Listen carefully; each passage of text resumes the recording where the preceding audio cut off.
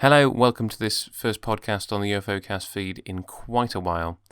As you will see from the title, it is Doctor Who themed. So if you're not a fan of that, come back when there's more Gerry Anderson content. When we recorded this, we thought it was going to be all done and dusted in one recording, and as we went on, it quickly became apparent that we were going to run out of time, as you will hear. So this has ended up being part one of two.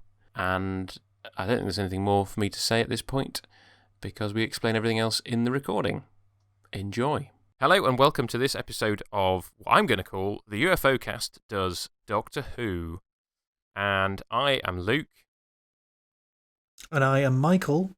And we have a special guest who is called... Tony. Fantastic. And I'll come to you in a minute, Tony. The listeners know both me and Michael from our previous UFO exploits. But we are here to talk about Doctor Who tonight. Don't worry, I do have a Gerry Anderson-related project in the pipeline, which I will be announcing relatively soon. And Michael and Tony can update you on what it is they're doing and where you can find them online shortly. But we are here because Doctor Who magazine recently ran a World Cup of the First Doctor on Twitter. And I was particularly annoyed at some of the choices that people made. Mainly because there is a surprise. Yeah, I'm a bit of a contrarian when it comes to some things. And also, there are certain stories that I felt were being overlooked. So I thought, let's convene a round table. There was supposed to be a fourth person, but that's gone a bit awry. So it's me and Michael and Tony this evening. So what we've done is... I am convinced that, though, if we keep doing the other Doctors, we will have more of us. Yes, I think we should... And argue even more. We can argue even more. So what I've basically done is I've replicated the group structure that Doctor Who magazine came up with. We have each rated the stories in each group from 4 down to 1. I've collated that into a table. These guys don't know who's got through the group stage yet. But we thought we'd use this as a jumping off point to decide what is the best First Doctor story of all time. So, without further ado, Michael, remind the listeners who you are, what else you do in the land of podcasting. Right, okay. What do? I witter on by myself for hours, usually about Big Finish, always about Doctor Who on TV, and the Tin Dog podcast's been going for about 400 years. I'm almost at episode 1000. Wow. Which is just ridiculous. Let me see, I've also written the Whostrology book, the book Geek Myths, which you can get on Amazon, marvellous. And I've just published my first kids' book, which is book 1 in the Jane of the Air quartet, which I'm actually giving all the profits of that away to the NHS, because they've done such a lovely job lately, especially with the personal thing there. So that's nice, that's on Amazon. Physical version comes out next week. Kindle version's already out now. That's kind of where I'm at. So that's what I do. Oh, and I've also got an incredibly, ordinary mundane job on top of all that. Cool. That's me. What's your interest in the First Doctor, Michael? Right, well, when I was doing I'll put my cards on the table. I prefer classic Doctor Who to new Doctor Who. I will watch new Doctor Who. I will often enjoy new Doctor Who, but it makes me too nervous because I have a constant nagging feeling that the whole of the world's going to wake up and go, actually, this isn't very good, and then it'll get cancelled. I never enjoy watching Doctor Who when it's on, ever. I'm always too tense. I enjoy a repeat or the second viewing, but the first viewing is basically painful, right? But classic Doctor Who, it pushes all of my emotional response buttons. I grew up with the Target novels, then the VHS, then the DVDs, the lot. It's part of me, classic Who. Right, so First Doctor, my first experience of the First Doctor was in the Five Faces of the Doctor, just like so many others, where we got to see the story that I'll just call the Unearthly Child. We can argue about it in a minute. Yeah, and that's kind of where I started with the First Doctor, but because I was writing Whostrology, I had to watch or listen to, because of the missing stories, every episode of Doctor Who singly, and then be sarcastic about them for the book. So that's what I did. I worked my way methodically through every single every single Doctor Who story that was in existence at the time. And a lot of them I'd never seen. A lot of them I'd never come across. And I just kind of fell in love with the first Doctor because I was just being so methodical. Yes, it wasn't perfect. It was never going to be perfect. And it's older than, a lot of people's relatives. But that's fine. And I know I was using the phrase, it's of its time when I was talking about UFO, but this stuff was of its time, and it's still crackingly good, and it's so much better than people give it credit for. So that's my view of the first Doctor, and I'll probably be defending stories that everybody else goes, what is he talking about? But you know what? That's just me. Excellent. So Tony, tell us about your first. Yep. Well, I don't have a podcast, number one. This is my podcasting debut. Yay! So, hurrah for me. I do have a blog called The Patient Centurion, which I didn't start writing until I got to the second season of John Pertwee, but I've been writing a blog on every Doctor Who story in order from then. And then I had to go back, because I'd started watching from the beginning, then started the blog for some obscure reason, second season of John Pertwee. Then when I got to the end, I had to go back to the beginning again to watch Doctors 1 and 2 again to do the blogs on them. Prior to that, my Hartnell experiences were, I suppose, very similar to yours. I saw An Unearthly Child, the proper title, in inverted commas, in the Five Faces of Doctor Who. And then in that sort of period when there was no real home media, I watched very dodgy copies of the stories that did exist at that point on VHS, very, very sort of fuzzily and uncomfortably, and listened to very badly recorded audio copies of the missing stories. And I suppose my opinion was very much the fan, what the fan general view was at that point, because I'd never really seen most of them properly. But I found my rewatch, that kind of thing. He's holding up the discontinuity guide. I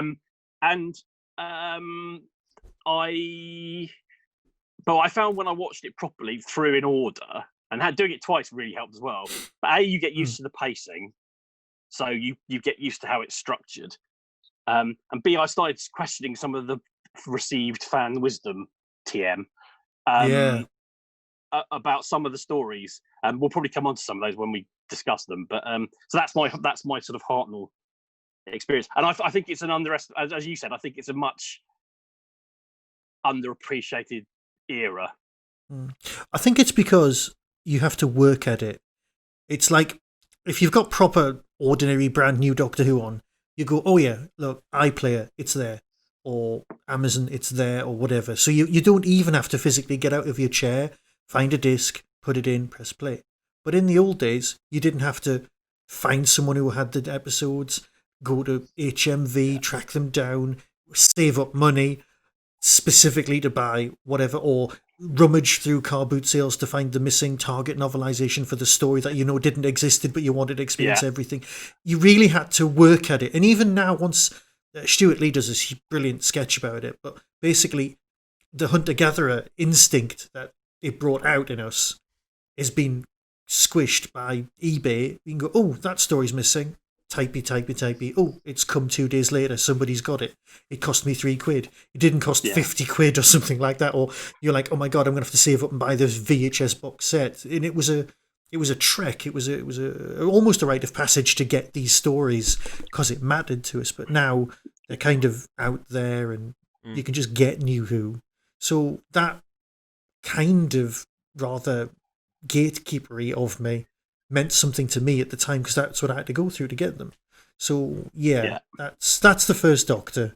That's our physical version of finding the first Doctor. But Well, should we crack on with revealing the group stats, and then we can fight out the subsequent rounds of the World Cup before we crown a best can I just, Doctor Who story before ever. we go any further, I just need to say that I know bugger all about football. I don't know anything about groups or how World Cups are. Sport is God's way of saying there's no sci-fi on the telly. Okay. Right? That's it. Okay, so please, if you need to explain things, take your time. I will listen. So for the uninitiated, generally the way it works is you have 8 groups of 4 teams, and in a football match, in a football tournament, they all play each other, and the winners and you score points for winning and drawing and whatever. And then the top 2 teams from each group go through to a knockout stage. So essentially, we're simulating that. And so we're at the end of this first round, 16 stories will be eliminated from the competition, and the remaining 16 will go into knockout rounds to finally get to a final. And we will. Actually, the fact that there are 3 of us with an even number of people, there would have been a slight issue in that you could have had lots of draws in the knockout rounds because there's only because there's an odd number. We will have a winner in each case when it gets to the knockout rounds. So let's run through each group, and we can because we've got a lot of groups to get through. We can briefly touch on our thoughts as to why we voted the way we voted. So Group A is the Mythmakers, the Web Planet, the Savages, and the Smugglers. And it would seem that we are all in agreement that the Mythmakers is the top of that group because we each scored it 4. And then we all agreed that the Smugglers is at the bottom of the group on 3 points. and then the Web Planet and so actually we're going to have a slight vote on this one because the Web Planet and the Savages have both scored 8 points between us, and so we're going to have to decide between us which of those 2 goes through in second place. But Tony, if you could pick one story from that group to talk about, and tell us. Actually, given that this is the one we're going to have to decide, which would you go for over the Web Planet and the Savages for second place in that group, and why? The Web Planet, but I am a bit of a Web Planet. I mean, the only reason it didn't win this group was because the Mythmakers is of the missing stories is the one that I would really like back because I think it's very, very good. And and we'll probably talk about this at some other point, but I'm a lover of historicals. Yeah. So that helps. But I am also, I love the Web Planet. It's one of my favourite, not just one of my favourite Hartnell stories, it's one of my favourite Doctor Who stories of all time. And I know it has many issues, which we don't have time to discuss here. But I also think I just love it, and I appreciate that other people don't. But it's for me, it's a brilliant story. It's obviously it's too long, but there are other things about it that other people find more difficult. But I love it, so that's why I would put it before the Savages. Also, the Savages, because it's missing, I'm not sure whether I'm being harsh or not about it. Yeah, putting it below the Web Planet. So I would go for the extant story over the missing one. Okay. And Michael, you scored the Savages at the top of this group, I think. Oh, you put it level with the Mythmakers. I did. So you would like the Savages to go through ahead of the Web Planet? Yes. A couple of reasons. I find the Web Planet difficult to watch because of the sound, the experimental sound. It's a bit migraine-inducing. And also, the Savages, I can see what they were trying to do, right? I totally get what they were trying to do with the Web Planet. But it just, no matter how much goodwill I bring to the story, after 10 minutes, I'm just thinking, I'm watching an episode of Lost in Space. And then I find it back and go, no, I'm not. There's brilliant moments with the Doctor's gold pen. And there's this whole beautiful bit of world building that they're just not brave enough to do now, although they could probably get away with it better. And I get it. I genuinely get why it's got so much love. But the Savages has got Stephen. It's his last story, and it's complicated, and it's got people who are just they're nobody's really truly evil or good, or it's just more complicated, and I want to see that so much more than I want to see Sabi. Yeah. Okay. So when I scored this, I put the Web Planet above the Savages.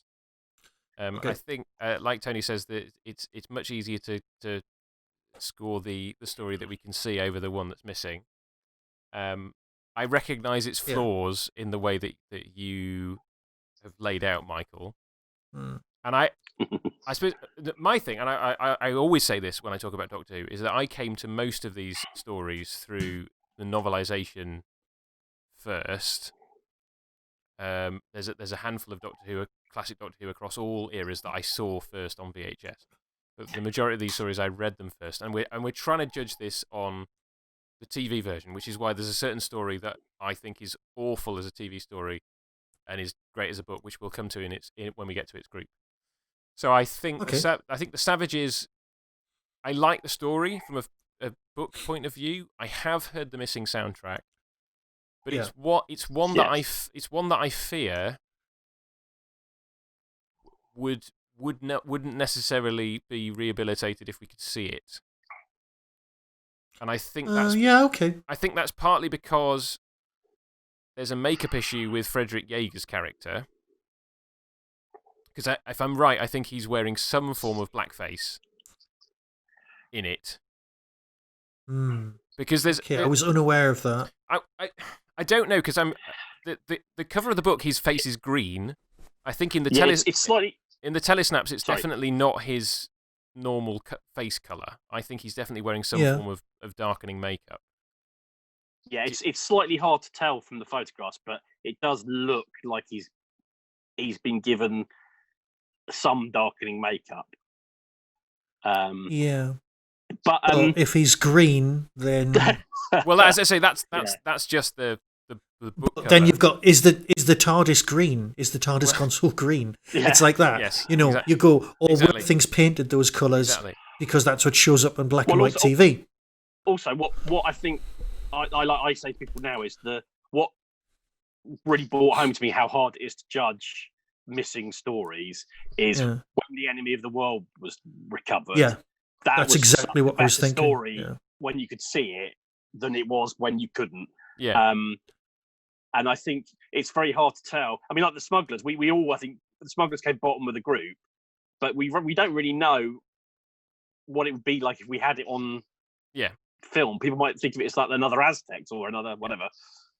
But the thing is, for me, the reason that I put the Smugglers low down is because I'm just not a big fan of your historicals at all. You and I will disagree on that. Yeah. We can, but I'm with GNT. You're in a minority, Mike. Where's the monsters? Yeah. And you're on the. I'm quite willing to defend every single case. You're on the side of most of Doctor Who history, Michael, so that's fine. Tony and I will fight our historical corner. That's never a good thing. Okay, well, let's put me with the majority. No, that's fine. We need to before we move on to Group B. Then we need to make a decision collectively. Well, is it Web Planet or Savages that's going to go through in the second? Well, I would argue, and I say this obviously because it goes in my favour, that because two of the three of us put it higher up, it should go through. That's fine by me. That's obviously, but that should be the rule going forward. Then, so if I suffer from this rule in the next group, then I suffer from the rule. In which case, the Web Planet goes through. The Savages narrowly misses out. Okay. So, having said that about historicals, Michael, in Group B, you still scored the Aztecs. You see, I'm a fickle man with 3 points. So we've got the Aztecs. It goes through top, Dalek's Master Plan second, the Crusade third, and Day of the Doctor fourth. But that is interesting because Michael has given Day of the Doctor 4 points. I gave it 1 because I was sticking with the 4-3-2-1, but Tony's gone so far as to give it 0 points. So we need to talk about why Day of the Doctor and multi-Doctor stories have had different responses from us. So, Michael, go ahead first. Why does Day of the Doctor deserve to go through as the top First Doctor story? Right, hold on. Of this group. Okay, first off, this might scupper everything. Which one's Day of the Doctor? That's this because there's Night of the Doctor, Afternoon of the Doctor, Doctor of the Doctor, and Fish Paste Sandwich of the Doctor. Okay. They all came out at the same time. Name of the Doctor was the cliffhanger at the end of Series 7, where you revealed John Hurt at the end of it. Yeah, that's the only bit anybody ever remembers of that episode. That's the one that began with the clip from the Aztecs of the First Doctor going into the TARDIS and Clara saying, "No, you want to go into this one rather than that one." Right. And then Night of the Doctor is the Paul McGann prequel to... Or no, not prequel, prelude to Day of the Doctor. And then Day of the Doctor is the big 50th anniversary, David Tennant, Matt Smith, John Hurt, and then at the end, all the Doctors flying in their TARDISes. Oh, and that's fine. That's so absolutely fine. I'll stick. That's what you were thinking when you voted. Yeah, okay. I'm sticking with that. Why does that brief, literally one line from a First Doctor impersonator, put this through above Aztecs, Dalek's Master Plan, and the Crusade? Right. Okay. One, I've got no issue with the First Doctor impersonator because I spend far too much time hanging around Big Finish, just listening to everything. Right. So if somebody else is a reasonable First Doctor impersonator, I'll just be around for the story. That's fine. But I see your point, right? Because it's a couple of spliced bits together, but as a whole, is the story something I watch repeatedly, and is it sort of, I don't know, chicken soup for the soul? Yes. Okay. So that's a story I will watch if I'm not feeling 100%, and it's one of the few new Who stories I'll suddenly go, oh, do you know what I'm in the mood for? I'll watch that. So if it's the story, it's that. But to be fair, I'll be watching it for John Hurt, and this is the First Doctor. So I can see your argument, because it's not really a First Doctor story. It's lovely to see, hey, why don't you take this TARDIS instead? Which completely messes up everything we've heard recently. But, you know... It's got 2 continuity for you, which is fine. I know. Like the guy who works at Star Wars went, don't worry about the continuity. Why? It's made up. What? Yes, we know it's made up, but so is history. It's fine. Sorry, That's a whole different podcast for a whole different time. I love the story. It's one of my favourites, but I can see the argument as to it not being a First Doctor story, and it shouldn't really be here. I bow to the superior linesman in the sky. Yes, well, it has ended at bottom of the group. So, Tony, why have you scored it so low? Well, it's a brilliant Doctor Who story. I will agree with Michael on that, absolutely. But it's not a First Doctor story. That's it. Okay. Shouldn't. Okay. It's. I could pad that out a bit, but fundamentally, that's it. I feel the same about all the multi-Doctor stories. Yeah. No, I'd agree with that. It's there to make the numbers up. Yeah. I'm definitely going to have a word with you about the 5 Doctors, because I think primarily that is a First Doctor story. Well, yeah, we will. We'll have a conversation about that, because I have interesting thoughts about the 5 Doctors when we get to that. Okay. The other thing I would add about the First Doctor and multi-Doctor stories is that, and Michael and I have had conversations about this before, but I love watching the First Doctor era and trying to not think about what comes next as much as possible. Yeah. And so, although the same applies to all but Patrick Troughton's final story, where you finally find out who the Time Lords are, the Second Doctor feels he slots... Yes. The Second Doctor feels much more like he slots into that whole Gallifreyan mythology than the First Doctor does.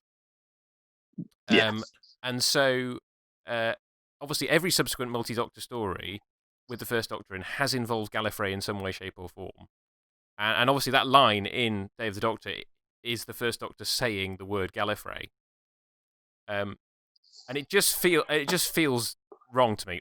5 Doctors was the first Doctor Who story I ever watched. So Richard Hurndall was essentially my way in.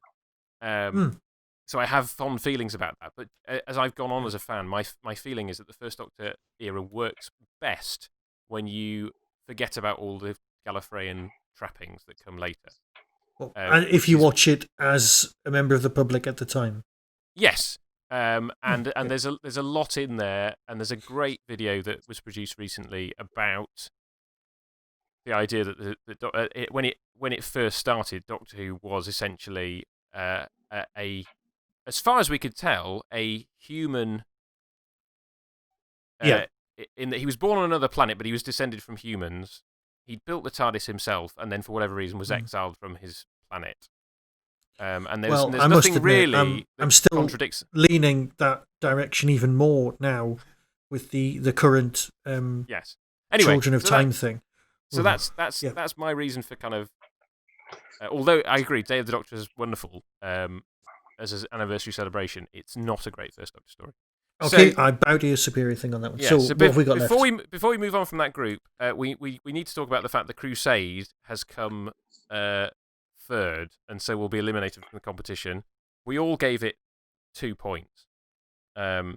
So this is one where I think I might have made a mistake. I have over time I have gradually come to prefer the Crusade in this group. I've come to prefer the Crusade to the Aztecs. Ooh, interesting. There are issues with the Crusade to do with blackface, which is a whole different kettle of fish for another day. But I think the story that it's beautifully written. And it's really well played by everybody involved. It's like everybody ups their game in that story. And I feel I should have swapped the Aztecs and the Crusade around. Yeah. I still put the Dalek Master Plan top, but I think I would have swapped the Crusade for the Aztecs. Even though I think the Aztecs is great. I mean, if you did that, Tony, then that ultimately wouldn't change the positions in the group. Okay. But it would make it tighter. So I think we're happy to leave it like that. Yeah. I mean, I agree. As a story, I love it. The novelization is fantastic. Yeah. And I think for me, this is just one of those that suffers from being half missing, and in particular, its final episode being missing, because unlike something like the Moon Base, or the Invasion, or the Ice Warriors, or Wheel in Space, for that matter, is that in each of those stories, although they're partially or mostly missing, the final episode of the story exists. And the Crusade is the only one of those stories, I think, is the only one of those stories that's partially there. Oh, apart from Dalek's Master Plan. Those are the two partially existing stories where the final episode is not one of the ones that exists. Mm. And although the stuff that William Russell recorded for the VHS and 10th Planet. Yeah. Oh yeah, of course, 10th Planet. Yes, you're exactly right. We'll come to 10th Planet. I have thoughts about 10th Planet. Anyway, that VHS stuff that William Russell recorded, which is on the Lost in Time DVD if you press play all. That's lovely, and it's a lovely way of kind of telling the rest of the story. I think for me, it's one of those ones that suffers because it's partly missing.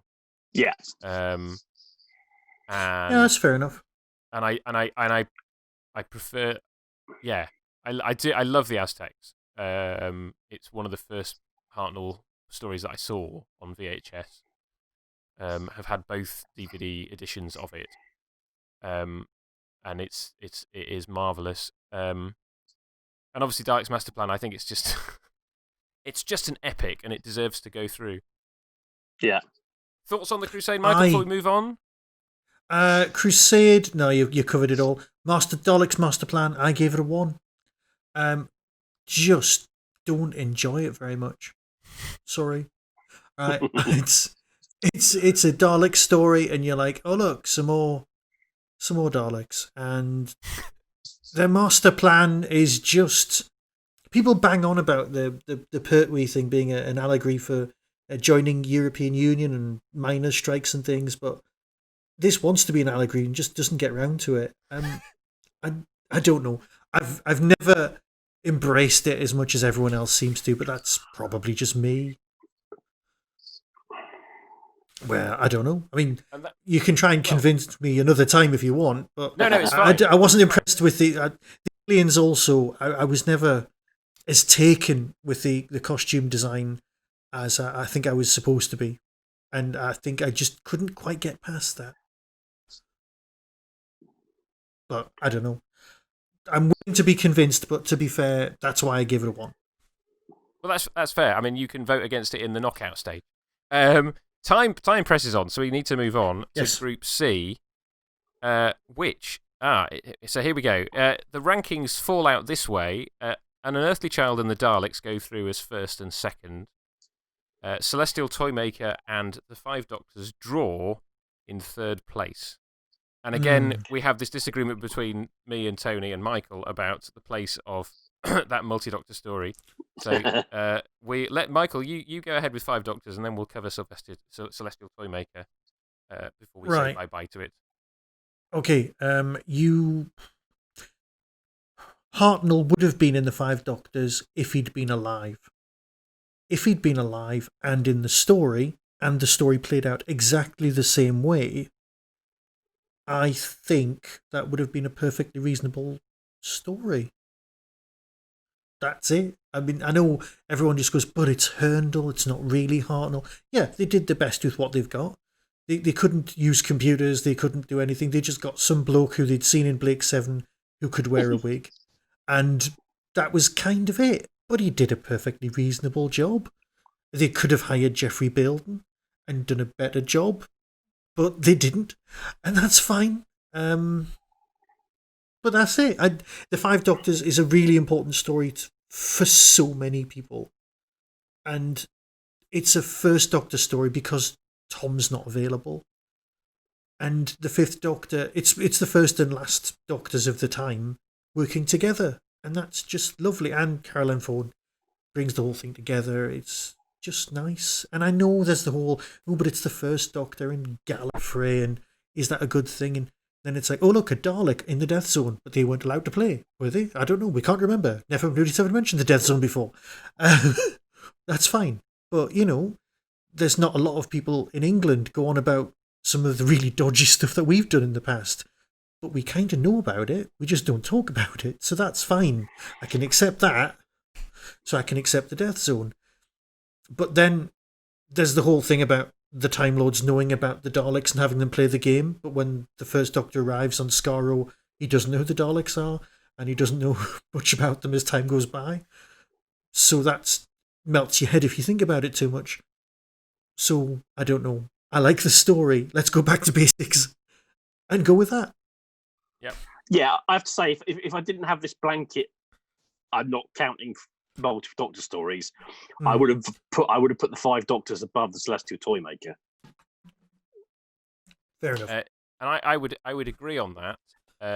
But I don't have a problem with Herndl either. Actually, I think that's fine. I think he's very good in it. Yeah. And this one, and it's obviously not in this one, but this one and the 2 Doctors are the 2 multi-Doctor stories where my blanket 0 thing is at its most questionable. Fair enough. Interesting. So I suppose I agree with a lot of what you both said. I think if he'd still been alive, which obviously is a big if because he wasn't, he would have been in even worse health than when he briefly appeared in the 3 Doctors. So that's even more questionable. But anyway, going with what we've got, as I said, the first time I saw it, right, I'd never seen Hartnell. Obviously, Hartnell is briefly in that clip at the beginning, so you do get to see Hartnell at the beginning. But then if you've never seen him before, you're going to quickly forget that. And so from a first watch, I loved it. It's brilliant. It's one of my favourite Doctor Who stories. It is comfort food Doctor Who. I've probably seen it more times than almost any other Doctor Who story, with possibly the exception of Spearhead from Space. I think I have more of a problem with Herndl's performance than I did, because I think it plays into the stereotype fan-received wisdom version of the first Doctor. Yes. Because if you have the sort of like the one-line description of each Doctor. Okay, so you have like you have John Pertwee's Dandy, you have Patrick Troughton's Cosmic Hobo. Okay, and if you think first Doctor, okay, the received fan wisdom is crotchety old man. Okay, and I think that Herndl overplays that aspect of the character to the detriment of the whale of a time that Hartnell is having for a considerable part of his run.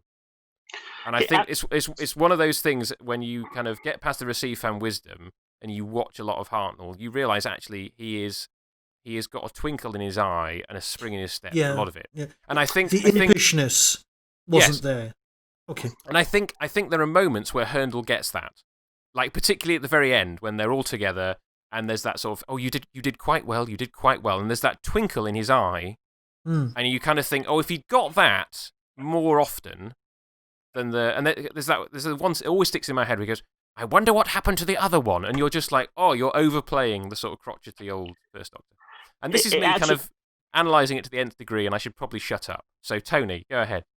Sorry, it actually reminds me sometimes of how people play Sherlock Holmes. One of the reasons I liked Jeremy Brett was he managed to remember that there is a sort of mischievous quality to Sherlock Holmes at some points, that he isn't entirely deadly serious and grumpy and drug-addled, that sometimes he's deliberately trying to wind people up for the purposes of his own amusement. And I think, I think that's right. You're right with Herndl. I think that plays into that illusion of what the First Doctor is like if you haven't watched any First Doctor or a lot of First Doctor. Okay. I am completely willing to go with the 0 mark. You've kind of convinced me of where you're at. I get that. That's not a problem. So if there's an issue with ranking, I am willing. It comes firmly at the bottom of the group, along with Celestial Toymaker. So, fair enough. Now, received fan wisdom, and I think what I'm saying here is a celebration by Peter Haining, which had an episode guide in it by, I think, Jeremy Bentham. Not the philosopher Jeremy Bentham, but the kind of elder statesman of Doctor Who fandom, Jeremy Bentham, who I think is still alive. Probably he must be in his 70s or something. And there are 2 stories that stick in my mind from that, and one is the Celestial Toymaker, which is the best thing since sliced bread, and the other is the Gunfighters, which is the worst Doctor Who story ever. I was about to say that's received fan wisdom. Those stories are next to each other in that season. Celestial Toymaker leads directly into the Gunfighters, and my opinion is that those should be reversed, because I find the Celestial Toymaker tedious in the extreme, and the Gunfighters is a lot more amusing than it was made out to be. What are other people's thoughts on Celestial Toymaker? I will say 2 things before. Sorry, Michael, I'll get in before you. No, go for it. You go for it. I have one. I have very strong things to say about the Gunfighters, so I'll save that to when we get to the Gunfighters. They're almost all entirely positive, but we'll save that. I agree with you about that Jeremy Bentham episode guide. That I watched the Celestial Toymaker, and I do think, to be fair to the Celestial Toymaker, I do wonder what it would be like if it existed in its entirety, and because you get the impression from the novelization and from the way people talk about that story that it's a lot to do with the atmosphere and the creepiness of the story. And from the single surviving episode, you don't really get that. It just looks very silly and very tedious. Even though it's got Stephen in it, who I think is a Peter Purvis, who I think is a brilliant companion. So my impression, the Celestial Toymaker is probably my least favourite First Doctor story. And it's racist. You've covered it. Well, right. I'm not sure about that. This seems to keep popping up. Racist in the sense of they hired an actor who had a bit of gravitas to play a character with a bit of gravitas, and then they took it down a really weird route. Yeah, I think there's 2 potential issues with it. One is that there's an implication that the Celestial Toymaker, there's a sort of Oriental quality to the Celestial Toymaker. Yeah, but that's more the costume, really, isn't it? Yeah, and there's some question about whether he's got his eyes sort of Wen Chang'd. Yeah, a bit talons. Yeah. But there's also the fact that the word celestial in some quarters is a derogatory term for the Chinese. Yeah. So Celestial Chang. Yeah. Yeah, there are issues with that. But also there's the song, which they on the audio release they fade it down, the eeny meeny miny mo. Yeah. It's one of the other versions, is it? Yes, eeny meeny miny mo, catcher N-word by its toe. Which they fade out on the audio release. And even in 1960, was it 65, 66? Yeah. Everybody knew that wasn't what you said. Now, whether it was, I mean, how but you judge these things, I don't know. For me, it just adds sort of a final nail in the coffin of the Celestial Toymaker. But the Celestial Toymaker is the one with the moving the blocks triangle game, though, isn't it? Yeah. Which is like literally the only bit that stayed with me. So that's probably why it's quite far down. I suppose Billy Bunder's in that as well. Non-copyright breaching Billy Bunder. Yes. Yeah. Also, it's when I did my blog about this, I almost wrote a longer rant about it, but it's an insult to William Hartnell, that story. He's on holiday, isn't he? They wanted to get rid of him. Yeah. So they made him invisible, because I think the plan was they were going to make him invisible and then have another actor come in when he became visible again. And then the show we would never have had the show that we have. Yeah. Yes. But so I think that it's just. I mean, really, it's not. If I'm arguing about giving 0 points to multi-Doctor stories because they're not first Doctor stories, you can almost argue the same thing about the Celestial Toymaker. Not, you can't really. I know, but no. Anyway, we've all agreed it's gone. Yes. The irony for me was that I think of the 4 stories that made it to the semi-finals on Twitter, 3 of them had an episode that Hartnell was on holiday for, which I thought was ironic. Let us move on to Group D. So we're taking our time getting through these. So that group, Edge of Destruction and the Keys of Marinus, go through on 9 points each. The Dalek Invasion of Earth, which won the Doctor Who Magazine World Cup, comes in third on 8 points, and then Twice Upon a Time, the Capaldi finale, comes bottom. And again, I scored it 1, Tony scored it none, and Michael gave it 2. So you're clearly not as much a fan of that multi-Doctor story, Michael. No. Just no. I didn't like what they did with Bill. It followed on the Glass Woman storyline was just like watching paint dry.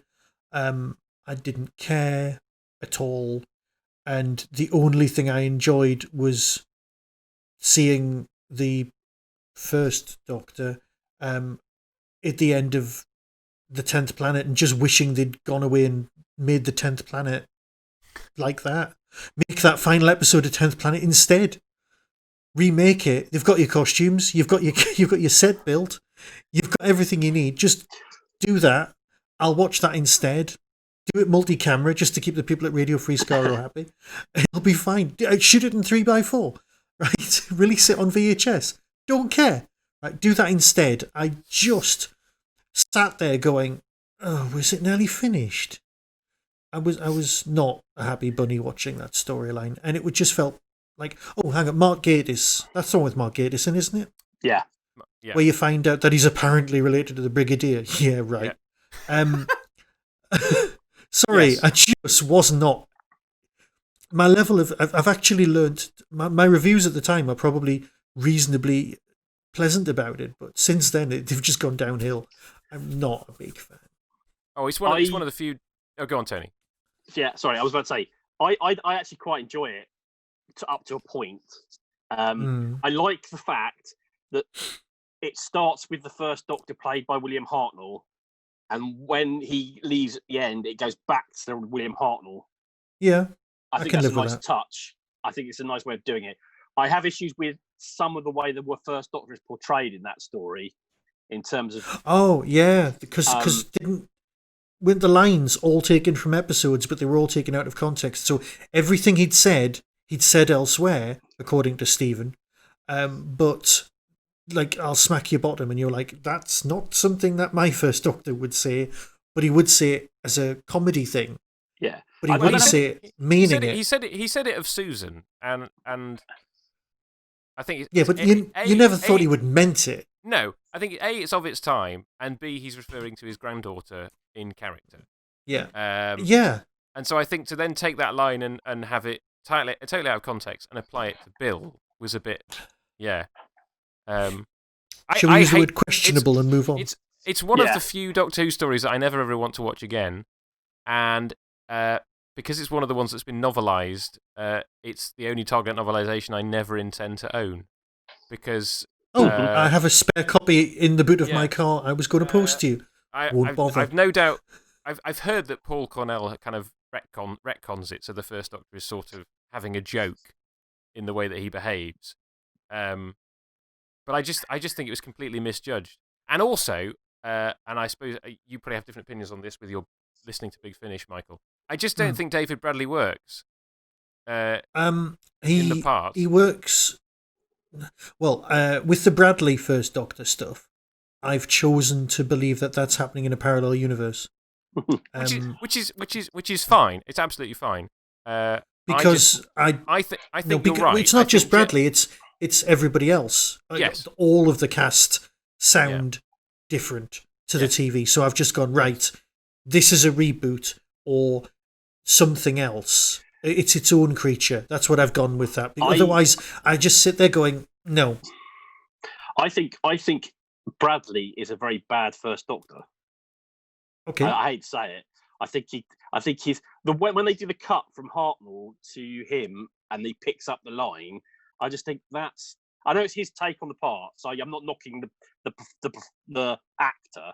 I just think it's not a very good First Doctor, and there's a couple of moments where I think he works, but I think it's but mostly I just never it never feels right to me, and obviously you can't do a caricature, and obviously I'm waffling on a bit too much about all of these, so I'll stop there. But I have issues with Twice Upon a Time, but it's not awful from my point of view.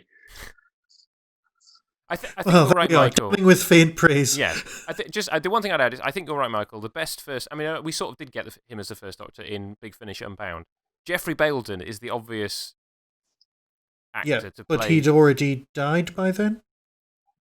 He died by the time of Twice Upon a Time, I think. Yeah, and he was mentally unwell. He was a bit senile by the end. But he hadn't died by the time of the Five Doctors, as you said before. Like he could have easily. Anyway, let's move on. So the one that we really have to talk about here is and this is because I've scored it very low. Is Dalek Invasion of Earth, which how dare you defend that young man? Well, let me know. You both gave it 3 and I gave it 2. It is. I didn't give it 3 because Marinus deserves a 4. Okay, because you gave Marinus 4, and Tony and I both gave Edge of Destruction 4. So we can talk about those when we get to the knockout round. Okay. Dalek Invasion of Earth as a TV story, because we're judging this primarily on the TV story. Yes, fair enough. The Dalek Invasion of Earth is the third best version of that story. And I know I'm in a minority here because I ran a poll on my Twitter a while ago, and I think it got about 50 votes or something. And I'm literally the only person that said the novelization is the best version of that story. And the majority of people said the TV version was the best version, and then there was a good few people who said the film version was the best version. No, I'm probably in the film camp. Well, yeah. Me too. And I suppose I suspect the order in which I experienced the story was movie, book, TV. Yeah. Or possibly it was book. Possibly it was book, movie, TV. I know that the TV was the last version that I saw of it, which probably colours how I feel about the TV version, because I'd read Terence Hicks's brilliant novelisation of it. I had seen the story told in half the time in colour. With much better special effects, and the first time I watched it on DVD, I did have the special CGI flying saucer turned on, so there was a sort of mitigating factor there. I just find it dull. It just drags because it's, and I know we've said this before. Like, this is the 60s. This is supposed to be watched one episode at a time, a week apart, and so I think there's an element of you have to give that leeway to every single Doctor Who story from the classic era, and particularly the 60s. But for me, this one really, on that score, falls down. And I love Richard Martin. He's a delightful gentleman. He comes across really well in all the DVD documentaries. I have met him, and I have an unreleased interview with him that I recorded at ShadowCon because his wife was in UFO. So while she was on stage, I was interviewing him in the green room. He's absolutely delightful, but I think he just was too ambitious for a TV studio. So all the stuff in Dalek Invasion of Earth that's on film is brilliant. The sort of the deserted London stuff, the sort of running through the streets with the wheelchair, Daleks and you don't mention the buses that are running in the background. Yeah, all that stuff is just brilliant.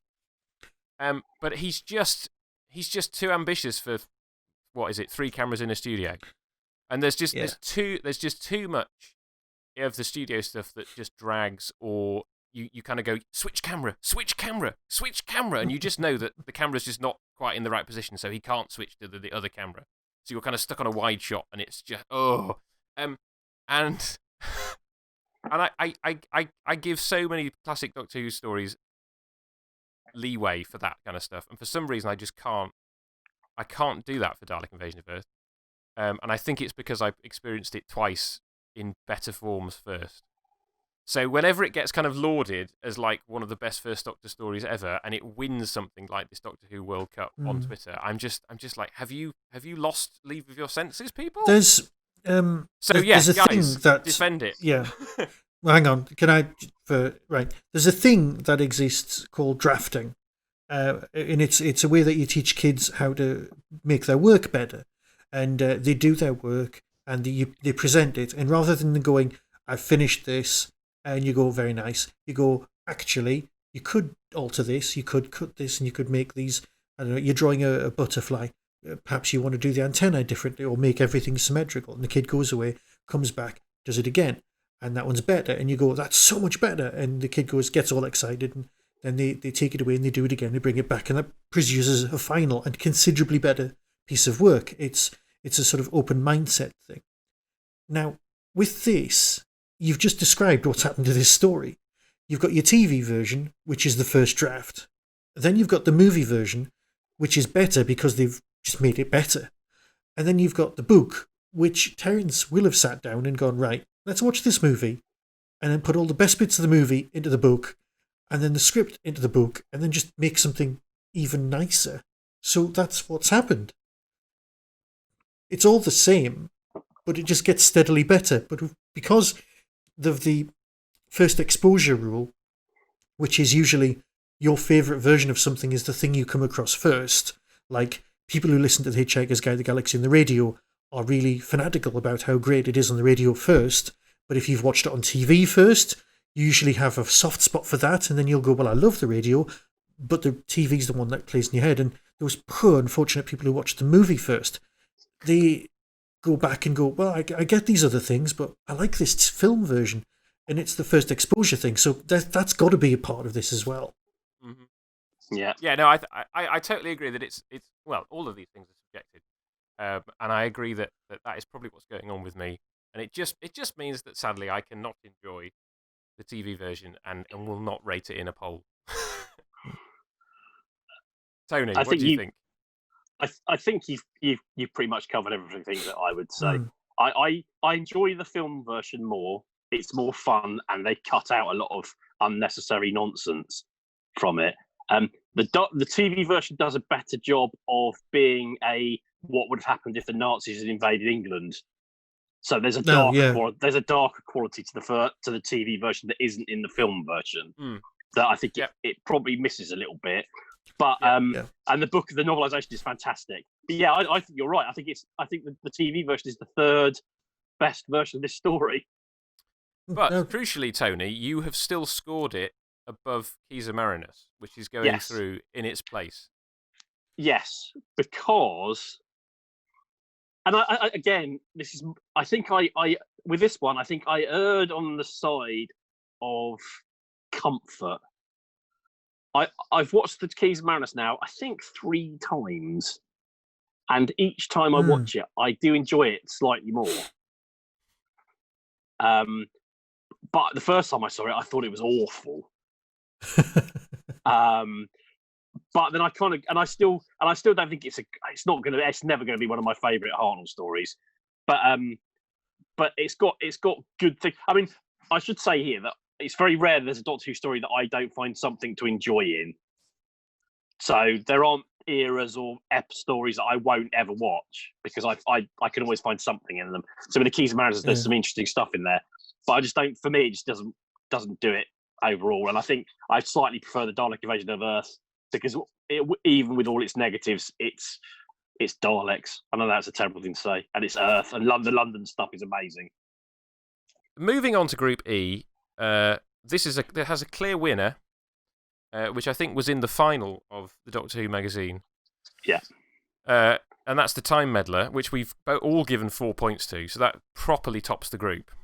Yay. And then squeaking through in second place, just a point ahead of its rival, we have The Rescue, followed by Marco Polo. And then The Sensorites comes a further point back behind that. So clearly one standout story in this group, followed by 3 that we're all... I must admit, I do wish that I'd given The Sensorites a 3 and The Rescue a 2. Oh, okay, well that buggers up the whole group then, Michael. Well, in that case, ignore me, and we'll move on.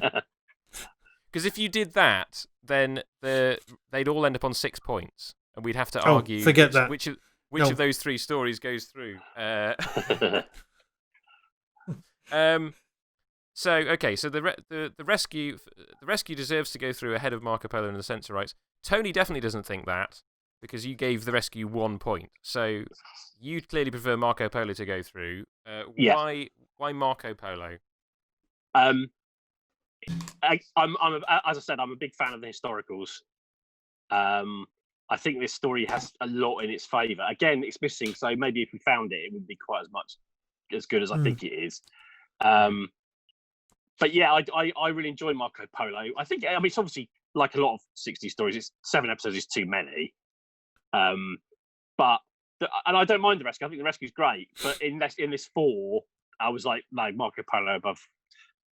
It was quite a tight group from my point of view, apart from the Time Meddler, which was obviously the winner. Mm-hmm. Yeah. Okay. Michael, your thoughts on Marco Polo and the Sensorites? Oh, I am such an old school crappy fan. I don't want to watch Marco Polo because it's a historical and there's no monsters. Oh, you know what? Just make a little doll of me, pull the string, and that's all it ever says. It's ridiculous. Just do a little sample you can play back. Right. The Sensorites, like I said, I would probably have changed the order, but that would have just messed everything up. I do enjoy the Sensorites. I love the idea of a race whose you can't tell apart unless they're wearing a sash. It's different. Let's go. We're all in disguise. What have we done? We've all thrown our sashes into the middle of the room and put them on. It's like some weird party. I like the massive feet. I like the idea of the removal of the lock and that bit where the head looms up. And it's got some nice moments. Not great hours. It's like Wagner. But, yeah. Sensorites is all right. I've not seen Marco Polo. Like you said, it could be fantastic. But I've experienced the audio, the books, and it just didn't really do much for me. Yeah, the novelisation doesn't do it justice. I'll say that. Yeah, fair enough. I don't know. I quite enjoy the novelisation, but the soundtrack is definitely the way to experience it because it's got some great performances in it, and like I suppose the problem is, like other stories we've talked about, it would have a problem if it turned up, and it also has a problem if they try to animate it because you have a bunch of white actors playing Mongols and Chinese. So that's a problem. In the same way that the Crusade is a problem, in the same way that whatever Kevin Stoney's playing in Dalek's Master Plan is a problem. But on a pure, playing Kevin Stoney. Yes, on a pure kind of performance level, I love it. Darren Nesbitt, anything Darren Nesbitt's in is just fantastic. No, fair. And you're not gonna. Here's an important thing I've just noticed. The 3 stories which were bubbling under have all got quite decent Susan roles, and the Time Meddler, no Susan. Well, the Rescue's also no Susan because it's Vicky's first story. Of course, story. Yes, Vicky's first story. Yes, yeah, no, you're right. Marco Polo and the Sensorites both have good stuff for Susan in. But obviously, I still rated the Rescue higher than Marco Polo, and that's purely for the reason that I think Susan is generally the weak link in that first TARDIS team. And that's not Carol Ann Ford's fault. I think it's largely the fact that she was supposed to be telepathic and she gets occasional bits of telepathy to do, and then she's not well served by the writing. And Vicky, Maureen O'Brien is just brilliant. Like, my favourite TARDIS team is Ian, Barbara, Vicky. Which I get, even once Ian and Barbara have gone and you've got Stephen and Vicky, they work really well together. So, I love the Rescue because it's nice and short and snappy, and because it's got Ray Barrett doing Stingray in it. So, if you had and obviously this is because we are ostensibly posting this Doctor Who podcast on a Jerry Anderson podcast. If you had watched Stingray the previous year, which I guess a lot of kids who watched Doctor Who would have watched Stingray, Stingray has Ray Barrett voicing the leader of the good guys and the leader of the bad guys, as Commander Shaw and Titan. And he does both. He basically is playing both those voices in The Rescue. Yep. So spoilers, Bennett in The Rescue is basically Commander Shaw. Voice-wise, obviously not character-wise, and then Quillian is Titan. So if you've watched Stingray and you know those voices, you know exactly what's going on in The Rescue from the off, just by listening to his vocal performance, which I love. And it's got some great moments for Hartnell in confronting him at the end. So I that's why I put it through above Marco Polo. Right. Interesting fact about Marco Polo, which again, Michael and I, we always talk about The Prisoner. And we did our Prisoner watch as part of UFOcast. The Prisoner episode, It's Your Funeral, is a 3-way Marco Polo reunion. Oh, no, there's homework involved. Yeah, no, I'll explain. So Darren Nesbitt, Darren Nesbitt, Mark Eden, one I got, and Martin, whatever his name, who plays Kubla Khan. So Darren Nesbitt, who's Tigana, plays the new number 2. Mark Eden plays his henchman, one of the several number 14s I think we have in the show, and then Martin, whatever his name is, plays the old watchmaker. Yep. So they've got very different roles in the Prisoner episode, but it's a prison reunion. Anyway, we're gonna have to move on to Group F, which so I've got thoughts on this. So it's all very close. We have. I can predict here that my score for the massacre is not the same as Martin's. As Michael's, you mean? Michael's, sorry. Yes, it's not. You scored it 4. Michael scored it 1. There's a surprise. I scored it 2. Well, so here we go. This is probably the group where we most diverge, and so the scores have come out almost exactly the same. So this group, we have 9, 8, 7, 6. I'm gonna do this in reverse order because the story that's topped the group is absolutely hilarious. So in 4th place with 6 points is Planet of Giants, which I gave 3 to. Tony gave 1. Michael gave 2. In 3rd place with 7 points is The Massacre, which I gave 2 points to. Tony gave it 4. Michael gave it 1. So you can fight that one out. And then we have in 2nd place The 10th Planet, which I gave 1. You guys gave 3 and 4. So we're gonna have that fight. And then topping the group is The Space Museum.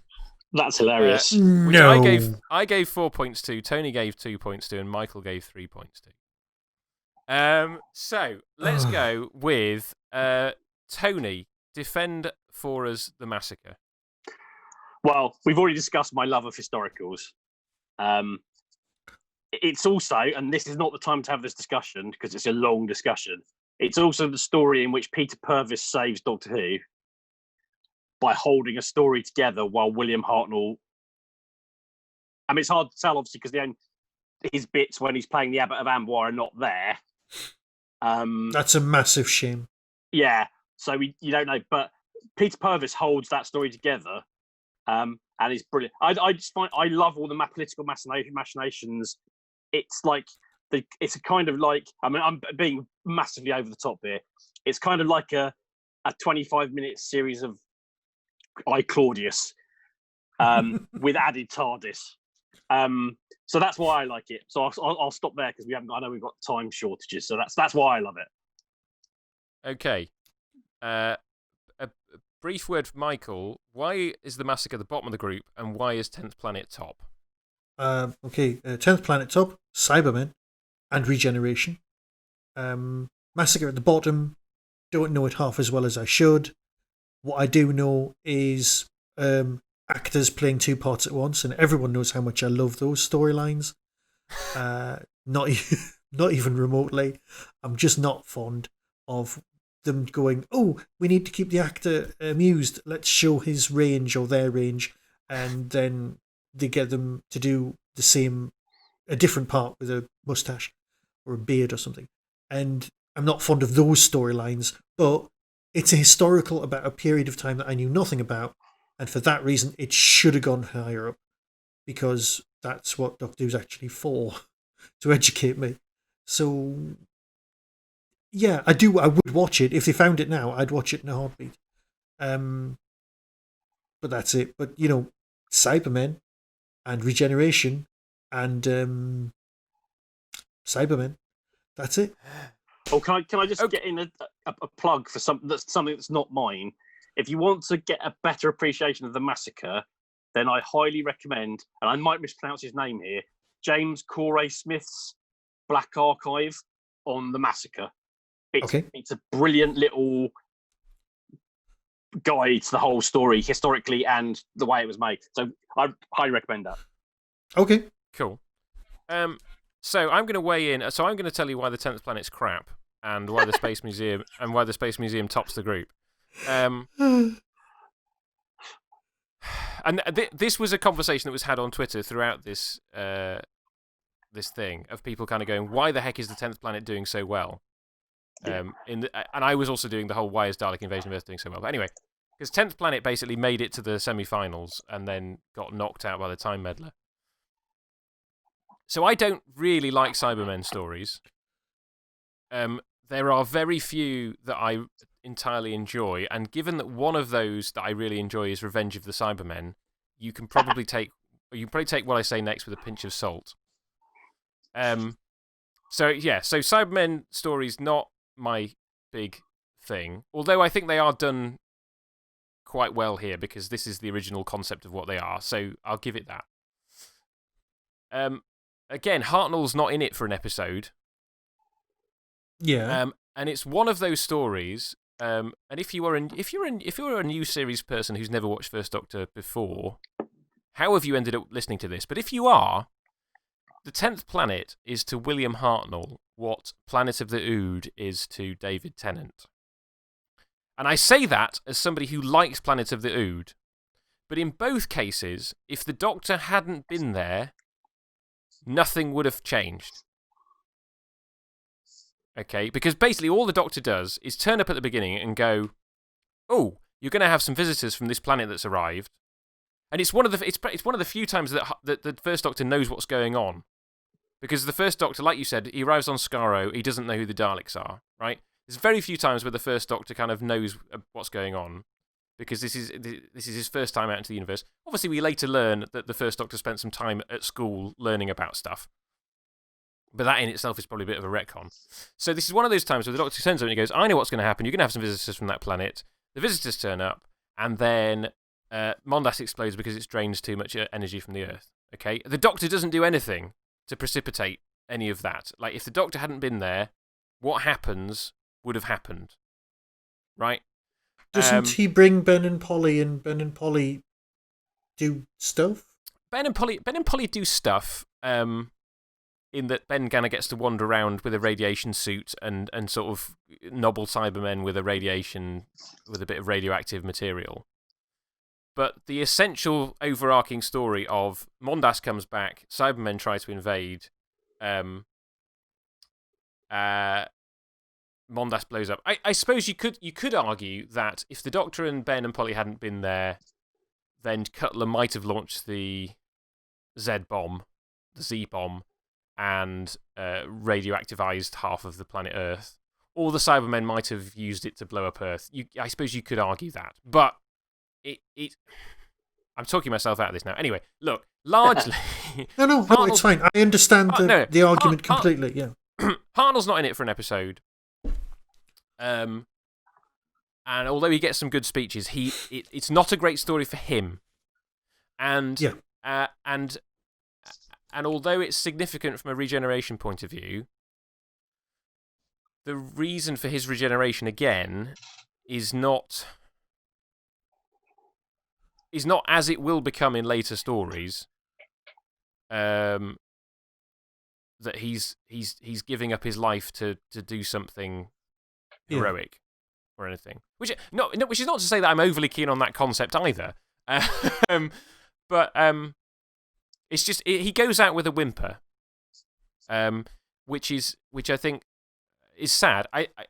We've already talked about the Celestial Toymaker could have been his swan song, and then where would the show have been? So it's as a significant piece of Doctor Who.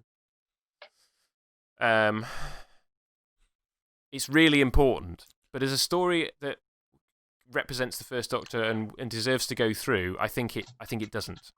But you guys have outvoted me, and it goes through in second place, so that's fine. Before we quickly, because we're running out of time, Space Museum. I just love the Space Museum. It has a really terrible reputation, but I think it's the first episode is brilliant, and the other 3 episodes are hilarious. Well, I give it a 3 for the same reason. Yeah. It's not as terrible as fan reputation would lead you to believe. Yes. The fact that it has a documentary on it on the DVD by Robert Shearman, that is basically defending the Space Museum. Like, it has a reputation that precedes it onto the DVD. The fact that it has to have this documentary on the DVD saying, no, actually, this is a good story. I think the thing is, if you've bought it on DVD, you know it's a good story. But yeah, that first episode is one of the best first episodes of any story ever. Because it's one of the rare occasions where Doctor Who actually, although it's a show with a time machine in it, it rarely does time travel stories. It's just brilliant, and then the rest of it is just quite funny, as they sort of get involved in this sort of hilarious revolution. So, and Vicky being brilliant. He's brilliant in it. Yeah. So we are rapidly running out of time. So let's quickly move on to Group G and H, and we will reconvene at another time to do the other things. So, Group G, War Machines comes top, followed by the Ark, but the Ark only just beats Galaxy 4, and the Three Doctors comes bottom. Again, we're not going to talk about that because we know why multi-Doctor stories are ending up at the bottom of groups in this thing. It's despite the fact that I'm giving them 4 points. You gave it 4. Three Doctors I like less than the 5 Doctors, but it's still a lovely story. But as far as the First Doctor goes, it just reminds you that William Hartnell wasn't well. Anyway, so who wants to talk about Galaxy 4, which has just been pipped to the second place by the Ark? Why has it not made it through? Well, I can sum this up completely with my next question. That's the one with the Chumbleys in, isn't it? Yes. Yes. And the Dravin. Yes. Yes. Yes. Yeah. Oh, it's, well, I think you've summed it up there completely. It's the attractive people. They're the villains. The ugly people. They're the heroes. Star Trek. I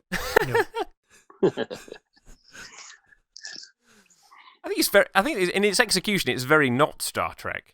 Okay. I can understand why people don't like it. And particularly the gender politics of it is a bit unsubtle. Yeah. Right. That's for me. That's it. Okay. Yeah, I'll go with that. And we can talk about the War Machines and the Ark when we talk about them in the knockout round. Okay, Group H. We have to talk about this because Michael is in massive disagreement with Tony and I. And again, this is your I don't like historicals thing coming through here, Michael. Tied for... It's a very specific thing with the Romans. But you go for it. Interesting. So tied for first place because Luke, me and Tony have both given it 4 points, and Michael's given it 1. You have the Romans. The Gunfighters comes in second, and then the Chase just loses out by a couple of points, and the Reign of Terror comes at the bottom of the group. So I mean, obviously, this is a group of historical heavy group. We clearly none of us really like the Reign of Terror, so let's ignore that. So let's talk about the Chase not making it through, and then we can have a brief chat about the Romans before we wrap up for this episode. Right. The Chase. Michael, I think you rated this quite highly. I rank the Chase as a 3. It's and this is a word I use a lot on the TDP. It's a romp.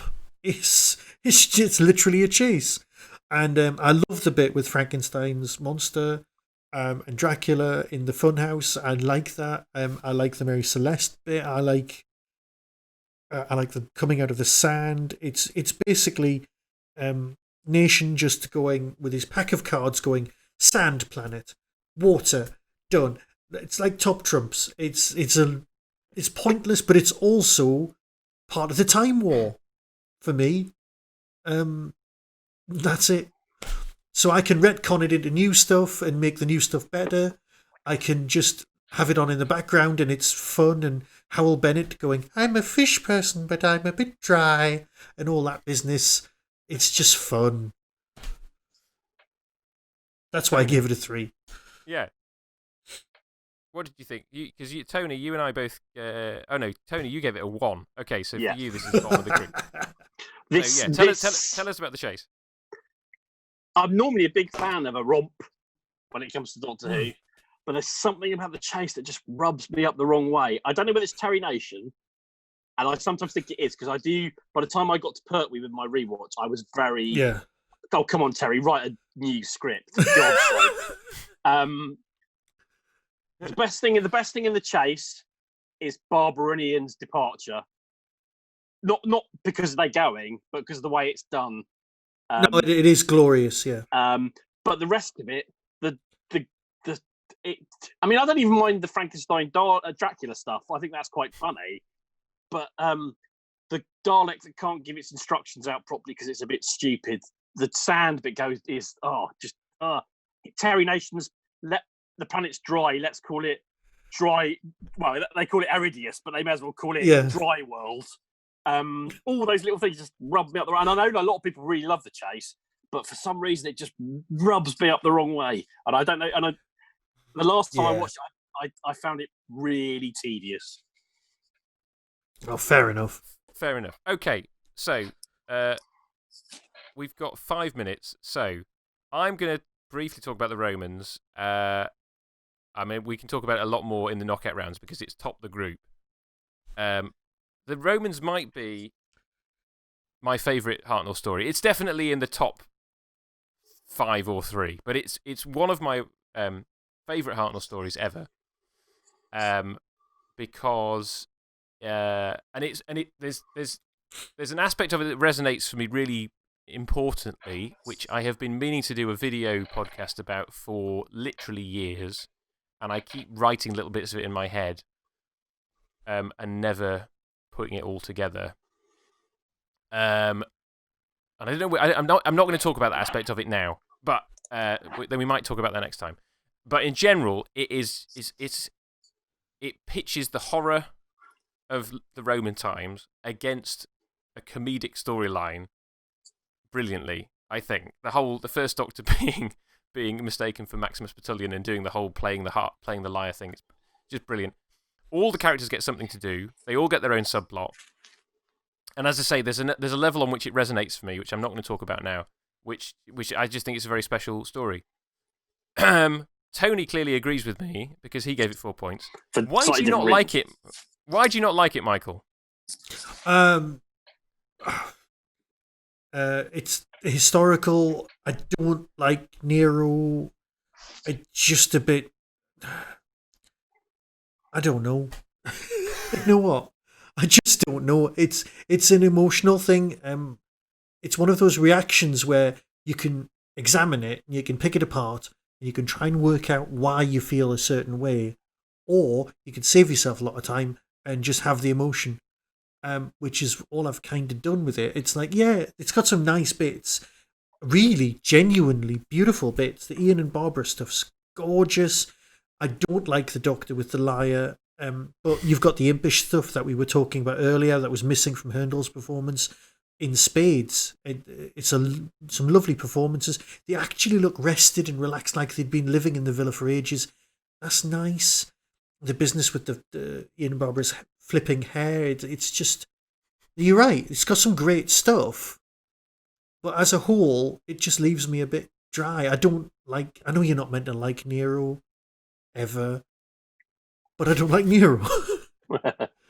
That's it. And also, I miss the aliens. I kind of sit there going, oh, it's a bit more history. Thanks. There's any monsters coming? And the monsters are us. I get it. We are awful. And you're right. It's the horror of the Roman life and all that business. But it just doesn't really push my buttons. So that's it, really, for me. Okay, a final word to Tony before we wrap up for this part. So the Romans, go. I think it's very funny and very dark at the same time. And it just about manages to hold together that balance. 2, it's Barbara and Ian's best story, I think. And if you didn't think they were an item before this story, they are definitely an item at the beginning of this story. Oh, without question, you are so right. And I think also Hartley is so clearly having a brilliant time because he's been given.